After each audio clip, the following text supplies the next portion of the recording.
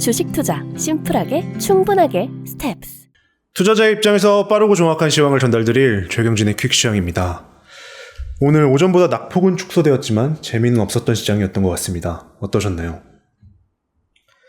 네, 오늘은 어제 미국에서도 그런 얘기가 나왔는데 우리나라 말로 하면은 이게 된장인지 찍어서 맛을 봐야 이게 된장인 줄 아니? 라고 하고 싶네요. 네, 오늘도 바로 질문 드리겠습니다. 우리 시장이 미국 시장보다 선행하는 것처럼 보이는데요. 오늘 시장은 왜 오르지 못했을까요? 일단 어제 미국 시장이 많이 올라가지고 오늘 우리나라 시장에 대해서 뭐 좀 기대를 좀 한 게 있지 않을까 싶기도 한데요. 근데 시작은 보합에서 약보합에서 시작을 했는데 시작하자마자 그냥 바로 쭉 밀렸죠. 네. 아침에 나스닥 선물이 많이 빠져서 지금 있었는데 넷플릭스의 실적이 나오면서 가입자 수가 줄어가지고 시간 외에서 마이너스 26% 정도 폭락했죠. 그것 때문에 나스닥이 빠졌기 때문에 우리나라 시장에는 큰 영향이 없을 것이다라고 생각했는데 어제 외국인이 매수했던 게 거의 뭐 속임수인 것처럼 오늘은 또 다시 매도를 했습니다. 근데 오늘 마감할 때 코스피에서 외국인은 매수를 했고요. 그리고 코스닥 같은 경우는 2시 정도부터 매도를 줄이기 시작을 했죠. 네. 그리고 선물 같은 경우도 아침에 중국 시장 그때 금리 결정하고 나서 매도를 하다가 그걸 다 줄였어요. 네. 그렇기 때문에 뭐 어제와 흐름이 이어지는 게 아닌가. 다만 중간에 지금 현재 중국의 금리 결정 때문에 오늘 중국이 많이 빠지고 있는데 뭐 그것 때문에 좀 흔들리지 않았을까 하는 생각입니다. 네.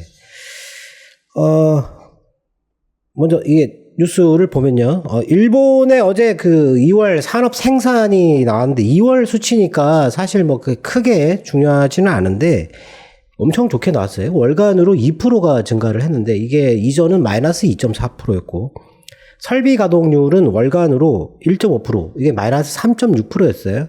그리고 산업 생산은 0.5%, 이게 마이너스 0.8이었는데 2월달 일본은 좋았다.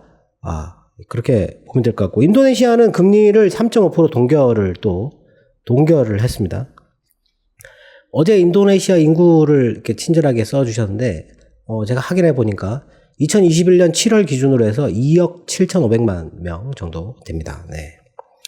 미국의 3월 신규 주택 착공, 요게 좀 많이 늘었어요. 179만 채가 나왔는데 이게 이전은 178만 채였고 전망은 174만 채였어요. 0.3% 정도 증가를 했다.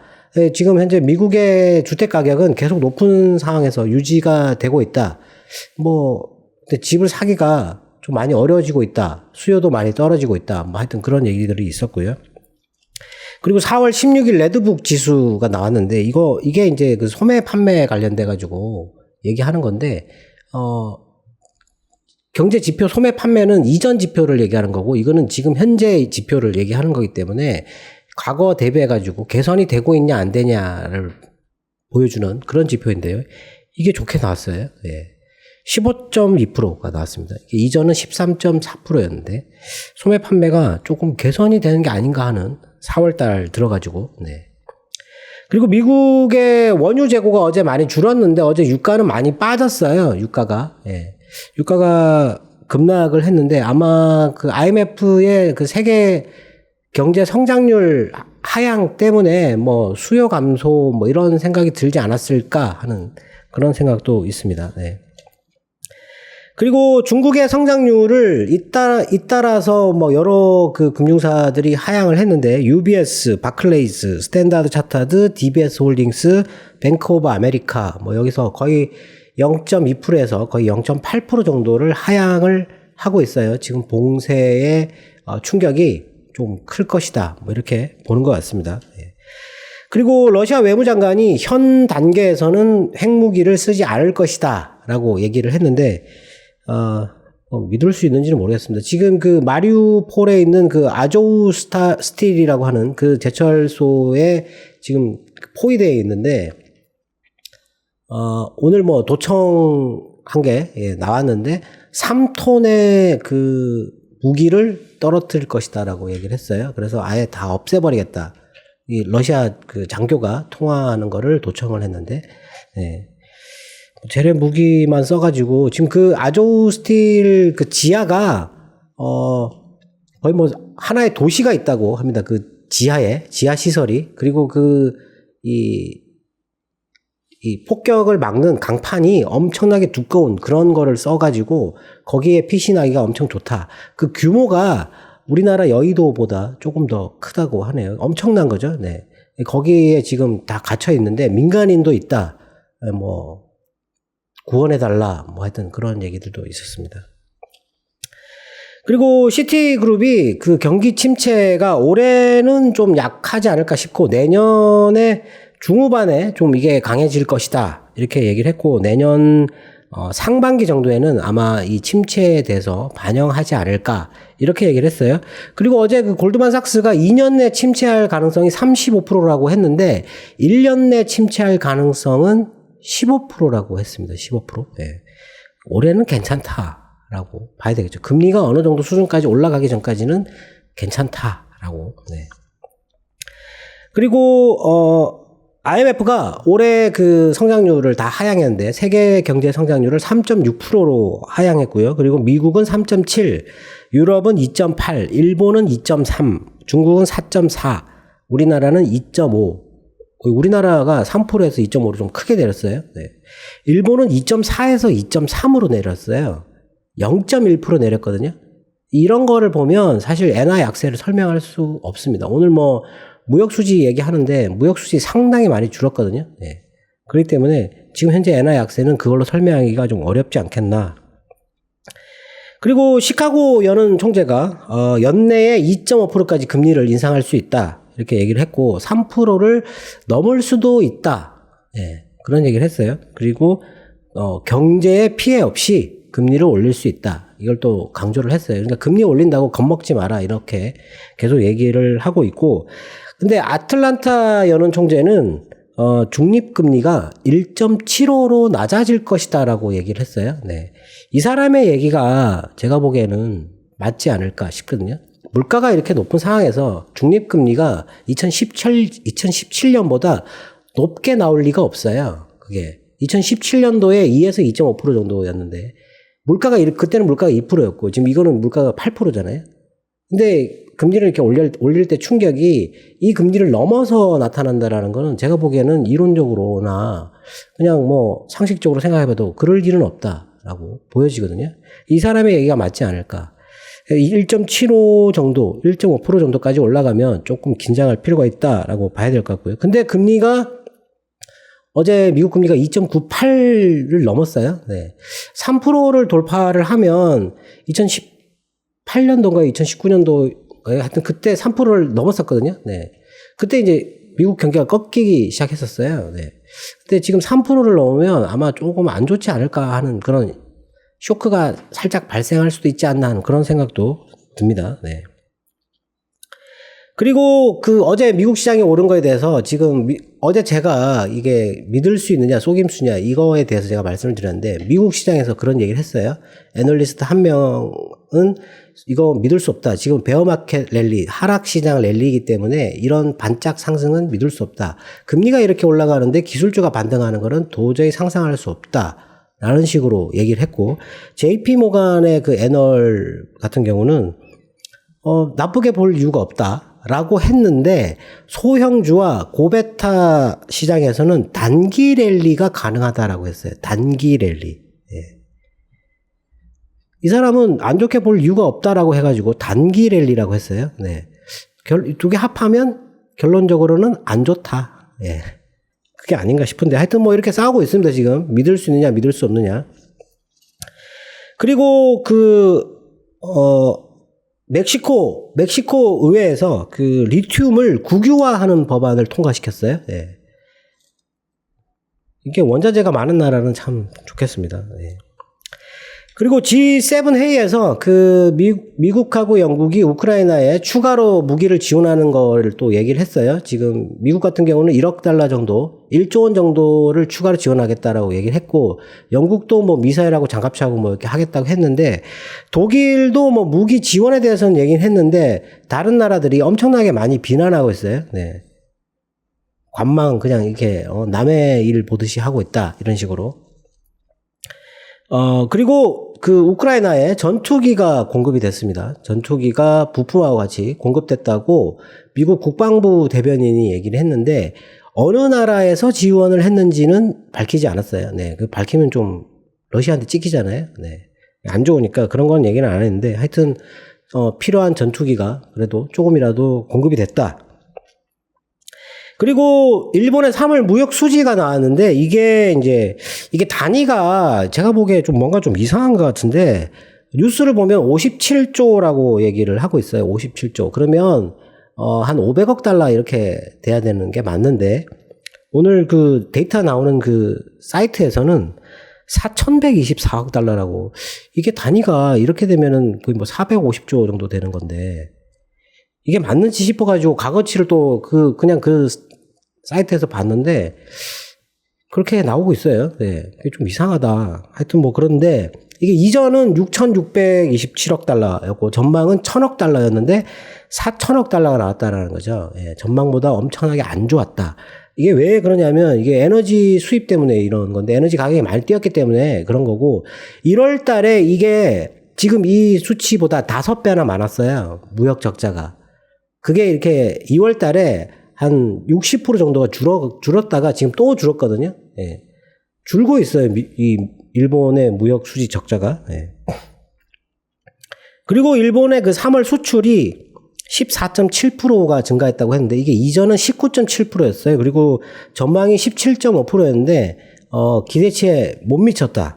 그리고 수입은 31.2%인데 이게 이전은 34.1%, 전망은 28.9%였어요. 근데 수입이 전망치보다 더 많았어요. 그렇기 때문에 거기다가 수입 단가가 많이 뛰었잖아요. 네, 그래서 적자가 좀 더 심해진 게 아닌가 싶고, 오늘 시장의 가장 포인트는 중국의 금리죠. 금리. 예.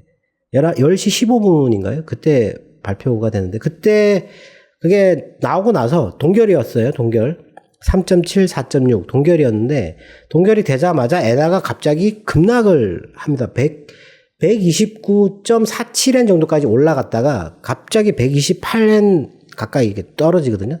떨어졌다가 지금 천천히 다시 올라오고, 그리고 위안화 같은 경우도 그때 갑자기 약세로 확 뛰었다가 다시 제자리를 내려왔어요. 그리고 유로하고 파운드가 강세로 변했고, 달러가 오르다가 떨어졌어요. 네. 그래서 오늘 우리나라 환율도 한 5원에서 6원 정도 떨어졌잖아요. 네. 전혀 예상하지 못했다라는 그런 반응인 거죠. 네. 어떻게 이걸 예상을 못할 수가 있는지 저는 좀 궁금한데, 지금 중국이 금리를 이렇게 내릴 수 있는 상황이 아닙니다, 지금 현재. 근데도 불구하고 금리 인하를 너무 기대를 했다라는 거죠. 오늘 뭐 보니까 설문조사가 0.05포인트는 내려줘야 되는 거 아니냐. 뭐 이렇게, 예. 0.05%하고 0.1%하고 그 정도 예상한 것 같아요. 하여튼 조금이라도 내려주기를 원했는데 동결을 해버렸다라는 거죠. 그래서 실망감이 좀 컸다. 중국 시장이 1% 넘게 빠졌잖아요. 그리고 오늘 그 중국의 그 탕산시라고, 여기가 이제 철강을 많이 생산하는 곳인데, 중국 철강 생산 전체량의 13%를 차지하고 있는데, 여기가 봉쇄가 돼버렸어요. 그래가지고 오늘 철강주들이 급등했잖아요. 많이 올랐어요. 네. 많이 올랐는데, 지금 그 우크라이나의 아조우 스틸 같은 경우도 그게 어마어마한 양을 생산을 하는데, 완전히 제철소를 완전히 부셔버리겠다고 얘기를 했잖아요. 그거랑 이거랑. 그리고 오늘 또 아까 나왔던 뉴스에는 그 우리나라의 강관에 대한 그 관세, 그게 부당하다라는 판결이 나왔어요. 네. 다시 책정하라고 얘기 나왔는데, 하여튼 뭐 그래서 오늘 뭐 강관 그 주들이 세아제강, 휴스틸, 그리고 현대 BNG 스틸 뭐 이런 것들이 오늘 뭐 급등이 나왔었는데, 예. 하여튼 뭐 이런 뉴스들이 있었습니다. 오늘 같은 경우는 사실 막판에 한 1,000억 정도의 코스피에서 매수가 들어왔기 때문에 이게 어디서 매수가 들어왔는지 찾아봤는데 안 보입니다. 예. 분명히 그 정도면 이게 눈에 띌만도 한데 오늘 보니까 매수는 철강 금속하고 서비스, 금융 이쪽으로만 매수가 있어요. 예. 전기전자는 한 1,000억 정도 또 팔았고 뭐 거의 대부분 다 팔았더라고요. 예. 결론적으로 오늘 같은 경우는 어떻게 보면 시장이 안 좋았지 않나 이렇게 생각할 수도 있는데 제가 보기에는 아침에 이렇게 빠졌다가 이렇게 올라왔잖아요. 연속되는 그런 흐름이지 않을까 싶습니다. 네. 네. 오늘도 철강과 자동차 부품주들이 상승했습니다. 금리 때문에 쇼크가 있지 않을까요? 네, 금리가 오늘 장중에 그 미국 금리는 살짝 내려오기는 했는데 이게 지금 도대체 어디까지 올라가느냐 이게 지금 시장의 초관심사가 될 것 같고 3%를 만일에 돌파를 하게 되면 조금 쇼크가 있지 않을까. 다음 주부터 이제 5월 4일 날이 연준 회의이기 때문에 다음 주부터 이 연준 총재들이 그 발언을 못 하거든요. 예. 그렇기 때문에 그때는 또 상상의 나래를 또 피는 거죠. 예.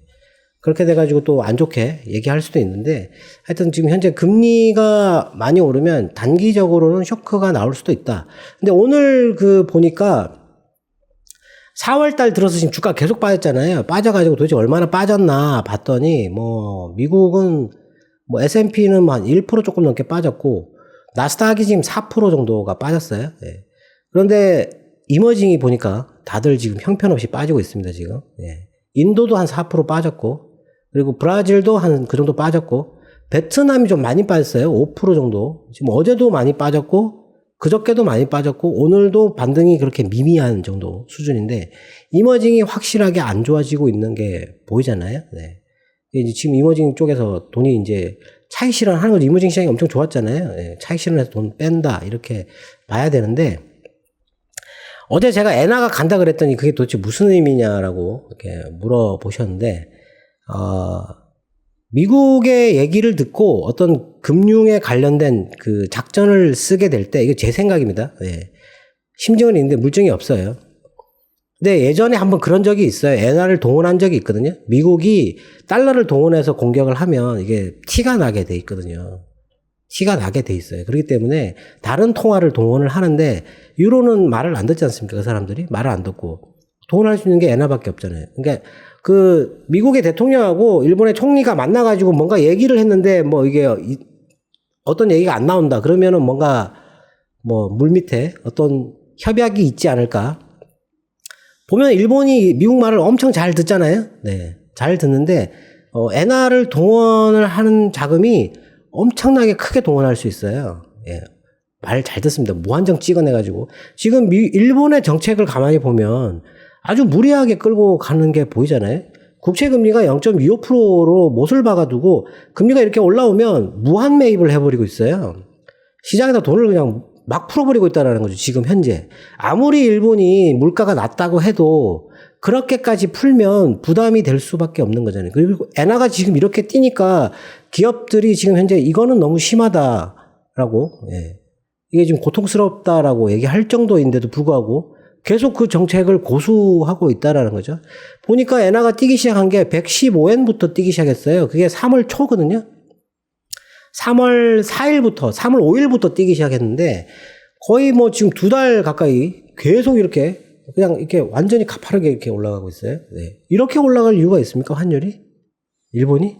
물론 뭐 지금 미국의 정책하고 일본의 정책은 완전히 상반되기 때문에 환율이 그렇게 가파르게 올라갈 수도 있는데 제가 보기에는 이 엔화를 동원해서 어딘가에 쓴다라는 거죠. 예, 어딘가에 쓴다. 근데 원래 이제 제가 한 몇 주 전에 말씀을 드렸는데 이 엔화가 약세인 거를 보고 여기서 돈이 많이 빠져나가고 있는데 이게 어디로 갈까?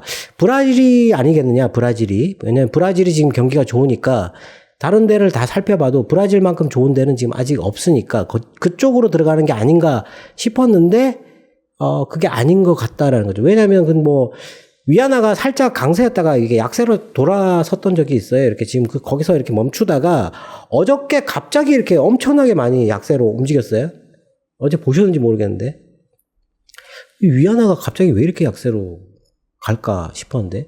사실 그렇게 되면 지금 엔화가 약세인데 엔화에서 돈을 빼가지고 위안화로 바꿔서 들어가는 게 안 보이잖아요. 위안화가 약세로 가버리면. 위안화가 강세로 가면 그게 그렇게 될 수도 있는 건데. 예. 지금 현재로서는 이게 뭔가 앞뒤가 안 맞는 그런 현재 상황이라는 거죠. 근데 이게 금융위기 이후에는 돈의 힘이 워낙 커져 있는 상태고 이거를 무기로 사용할 수 있거든요. 통화전쟁, 뭐 화폐전쟁, 환율전쟁 뭐 이런 얘기 많잖아요. 예. 근데 뭐 그런 상상의 나래를 펼 수 있는데 중국에 예, 조금씩 침투에 들어갈 가능성이 있다. 그 밑에서 갉아먹는 예, 경제를 무너뜨리기 위해서 갉아먹는 그런 작업에 쓰일 가능성이 혹시라도 있지 않을까 하는 개인적인 생각이었습니다. 예. 어디에 들어갈까? 부동산이나 이런 데 들어가지 않을까? 아니면 지방채를 산다든지 아주 부실한 곳에 돈을 막 빌려주고 예. 그럼 받을 생각을 아예 안 합니다. 그런 돈은. 엔화가 지금 금리가 낮잖아요. 그건 없어도 되는 돈이거든요. 예. 그렇기 때문에 받을 생각을 안 하고 그냥 주는 거예요. 그냥 막 부실한 데 가가지고 우리 뭐 대출해줄게 해가지고 막 채권 사주고 이렇게. 그럼 막 늘어나잖아요. 그런 게. 늘어나다가 갑자기 이렇게 회수를 해버리면 터져버리는 거죠. 예. 뭐 일반적으로는 그런데 그런 게 과연 나올지는 나중에 돼봐야 알겠죠. 네. 뭐 그때도 사실 증거는 못 찾을 겁니다. 그게 증거가 남다 그러면 큰일 나지 않겠습니까? 전쟁 나겠죠. 네. 그걸 누가 들키면서까지 그렇게 하겠습니까? 네. 근데 그런데 쓰이는 게 아닌가 하는 그런 심증은 있다. 네. 그리고 오늘은 한 가지만 말씀드리면 지금 6월 달에 우리나라의 그 코스피 200 종목에 편출입이 있어요. 그 보면은 지금 편입되는 거하고 편출되는 게 있는데 뭐 다른 거는 뭐 관심 대상은 아니었고 한 가지 종목이 눈에 띄는 게 있는데 그게 S&T 모티브라고 하는 주식이에요. 그 회사가 어저께 실적이 상향 전망이 됐거든요. 근데 이 회사가 지금 현재 코스피 200 종목이에요. 근데 6월 달에 편출될 가능성이 있어요. 최근에 보면 주가가 계속 빠졌거든요. 공매도를 맞았다는 얘기인데 편출이 되면 공매도 대상에서 제외가 되지 않습니까? 근데 실적 전망이 상향이 됐다면 이 회사의 주가는 올라갈 가능성이 있지 않을까라고 생각을 해봐야 되거든요. 최근에 만도나 현대위아 자동차 부품주들이 오늘도 올랐는데 좀 강세를 띠고 있어요. 며칠간 계속. 예. 강세를 왜 띠고 있을까? 지금 현재 자동차 판매가 반도체 때문에 생산이 잘 안 되고 있는데 부품주가 갑자기 왜 올라가나 이런 생각도 좀 드는데 하여튼 이 S&T 모티브 같은 6월 달이면 아직 한 달 남았잖아요. 네. 거기다가 그 전에 실적 나올 거거든요. 그러면 그런 반응을 조금 볼 수 있지 않을까 싶고 그리고 뭐 초반에 말씀드렸지만은 그 스틸 강관을 만드는 회사들 예전에 뭐 제가 휴스틸 너무 싸다고 말씀드렸는데 지금 많이 올랐어요. 휴스틸하고 세아제강하고 현대 비엔지 스틸. 대장은 세아제강입니다. 세아제강. 예. 그리고 반도체가 지금 기술주가 올라가니까 반도체를 봐야 되는데 반도체 쪽으로 살만한 게 뭐가 있나. 이게 보면 이게 참 손이 안 갑니다. 이게 1년간 고생을 해가지고 손이 안 가는데 그 중에 하나가 그 하나 마이크론이에요. 이 SK한테서 그걸 받았지 않습니까? SK 하이닉스에게서. 예, 장비 그거 전부 다 받았거든요. 1조 정도의 자산을 받아가지고 그거 이게 패키징 후공정 하는 거 요거 하는 건데 실적이 아마 1분기에 상당히 좀 높게 나오지 않을까. 지금 한 1월 달 한 4개월 정도 이렇게 횡보를 했거든요. 뭐 시장은 많이 빠지고 이렇게 왔다 갔다 했는데 이거는 거의 뭐 제자리에 있었어요. 네. 실적이 나올 때가 됐다기보다는 다음 달 한 15일 정도 나올 건데 하여튼 뭐 좀 기대를 해봐야 되지 않을까. 우리 시장의 거래량이 17억 주를 오늘 돌파를 했는데 이게 지난번 떨어지기 전에 그때 16억 주 그리고 어제 12억 주 그리고 오늘 17억 주 거래량이 다시 늘어가고 있다. 대형주는 아닌 것 같다라고 봐야 되겠지만 거래량이 전체적으로 늘어나면 시장이 조금 더 좋아질 가능성이 높지 않을까 싶습니다. 네. 네. 오늘도 투자자분들의 궁금증이 해소되었길 바라겠습니다. 네, 이게 지금 올라가는 게 맞느냐, 내리는 게 맞느냐에 대해서 논란이 많고 투자자들이 아직 판단을 하기가 좀 어렵다. 근데 이거를 결정 지어줄 수 있는 이벤트는 5월 4일에 있습니다. 지금까지 최경진의 퀵시황이었습니다. 감사합니다.